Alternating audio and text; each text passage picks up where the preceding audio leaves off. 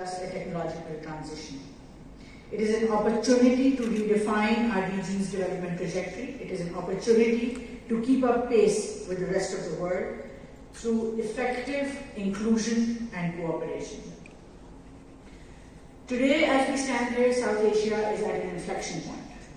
We are looking at an unprecedented growth of demand across the region, but that also highlights the gaps that exist today within the region and across regions.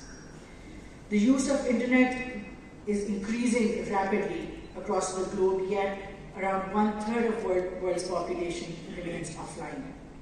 And we also understand that majority of this population that is offline is concentrated in low-income and usually rural communities.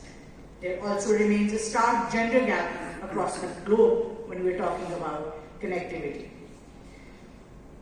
We've also seen that affordability and last-mile connectivity challenges still remain very stark.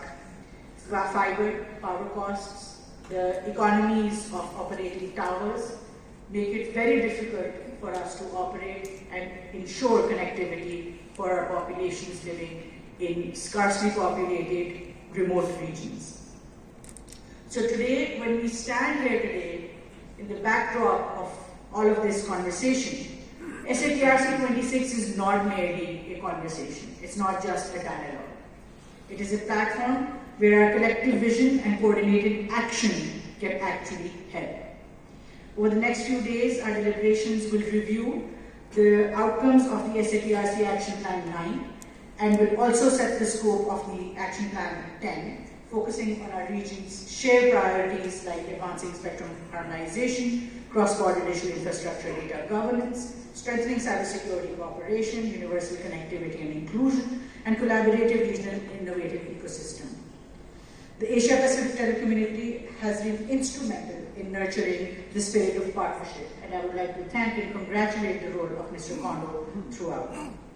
And I would like to also reaffirm that Pakistan stays committed to APT's vision of a connected, secure, and sustainable digital Asia-Pacific region. As far as Pakistan goes, like I said last year when we took the government, one of the first initiatives that we started working on was a cohesive and comprehensive Digital Nation Pakistan plan.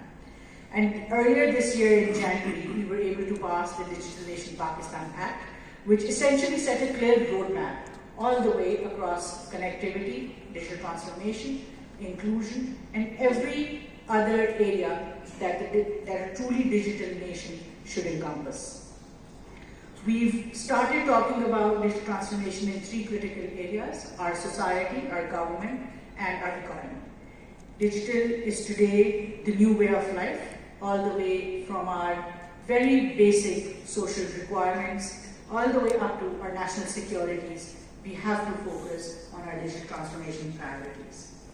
Pakistan's digital transformation journey has come quite a long way in the last few years. Overall, as we set ambitious targets for our Connect 2030 vision, for instance, 100 Mbps nationwide average speed, increasing the fiber penetration by at least 10x over the last 5 years.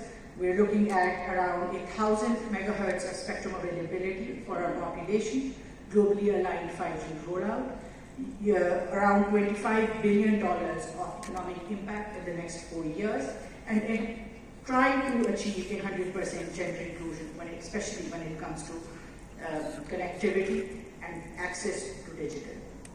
These are some of the targets that we've kept for ourselves, but over the last few years, the key milestones achieved include that we have hit 200 million mobile subscribers and 150 million mobile broadband users, with the fastest data adoption rates in Asia. We have 70% growth in the data traffic over the last 5 years and 17% year-on-year revenue growth in telecom sector. The sector's contribution of 1.5 trillion rupees to the national exchequer says everything about the strength and resilience of our telecom community.